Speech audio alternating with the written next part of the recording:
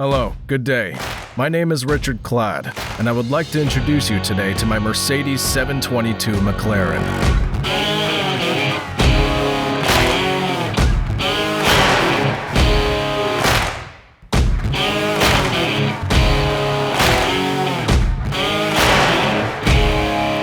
I decided to get a McLaren sometime in 2002 to 2003, when Mercedes started to announce it.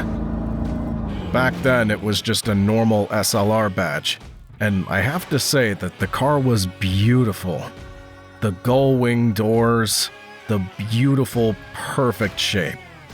It just looked really iconic, and I thought from the start that I was gonna need it in my garage. Then there were huge problems in terms of production. Mercedes started arguing with McLaren, who produced the car. They kept extending delivery dates to people who had paid large deposits, and production was constantly being moved back and forth in time. The whole thing more or less escalated to the point where McLaren walked away from the whole project and told Mercedes they didn't want anything to do with such a bad car. Financial crisis hit in 2008 and 2009. And the SLR, which cost over 400,000 euros new, I think. And customers waited a few years for it, as I said at the beginning.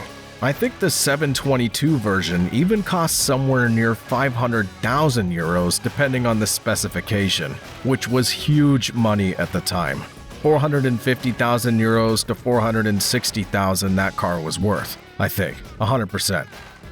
Then, as I say, the 2008-2009 crisis came along, and those prices for all these sports cars started to go down dramatically. And SLRs were commonly selling for, I think, 150,000 euros to 160,000 at the time. And the 722 was something like 200,000 euros to 220,000 at the time. I think only up to 200 were produced, maybe only 180, and then Cabrio was produced after that. Paradoxically, even the Roadsters were less appreciated in that market than the hardtop ones, because the hardtop's more interesting because of the gull-wing doors. I found out about my actual future car when it was parked in a car showroom in the Hamburg area, which was, I think, about 600 kilometers away. I found the car like everyone else, just looking on mobile.de, and coincidentally I was with my friend Milan at the time, who was buying and selling cars. He was not lazy, and because he knew the owner of the Hamburg car dealership, he picked up the phone and called him. At that moment, I got a little nervous, because the owner of the Hamburg dealership told Milan that the car was apparently already sold, that someone paid a deposit of 10,000 euros on it. However, he also said that he incredibly negotiates with the price, and also with if the car has a full service. Then that he wanted them to replace, I'll say, the basic stuff, the brake pads, more or less demanding some sort of pre-sale service for some 15,000 euros, which the dealer wasn't happy about. So I said I respected the price they were offering for the car. I think it was 190,000 euros. So I even said I would give 195,000 euros, and we would go and get the car the next day, and we sent a deposit. So I paid the deposit. I didn't even see the car. In the meantime, I went to Croatia for 4 more days and got a call from the dealership asking me if I wanted an extra 15,000 euros or 20,000 euros for the car, that someone else would buy it instead.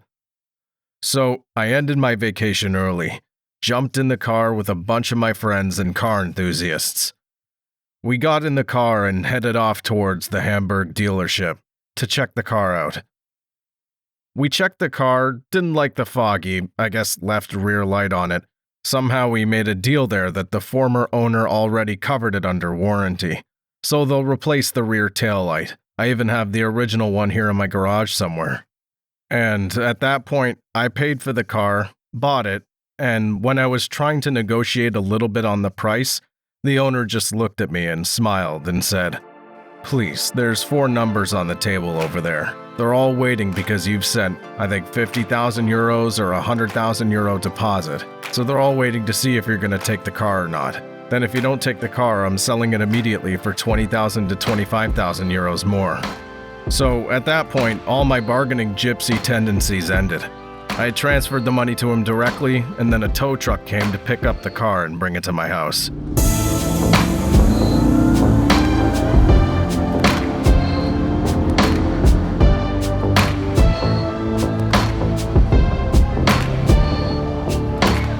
There are more or less two things I like most about this car. Brutal acceleration, that's awesome. The torque is there almost instantly thanks to the twin-rotor supercharger. It's big, so the acceleration is incredible. I think the car will do 200 kilometers an hour in about 10.5 seconds, which is just amazing.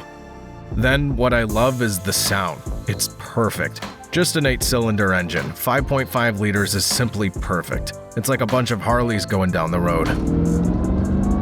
For me, it's definitely an iconic car. It's iconic in that 722 version, as I say. It's a limited edition. There's relatively few of those cars.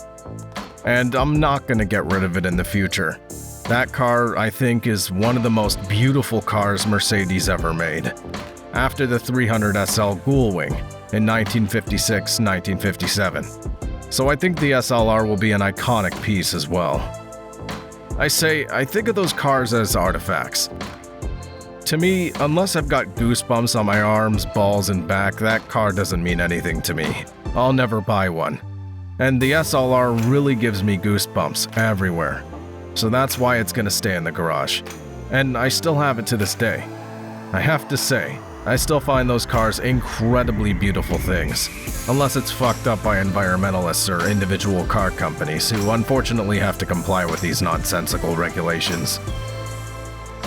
However, that's also why I have the collection in the garage, because what's parked and standing here at the moment are cars that are all iconic since that 1994-95 year. And I think that they will park here, they will stay here, and most of all, I just want to ride with them. These aren't the so-called garage queens cars that you don't see in regular traffic. I think that if you know me, you see my cars on the racetrack, not only in front of the bars in Prague, but you also see them in normal traffic, on ordinary journeys. So I just want to use those cars. I love them, I need to use them.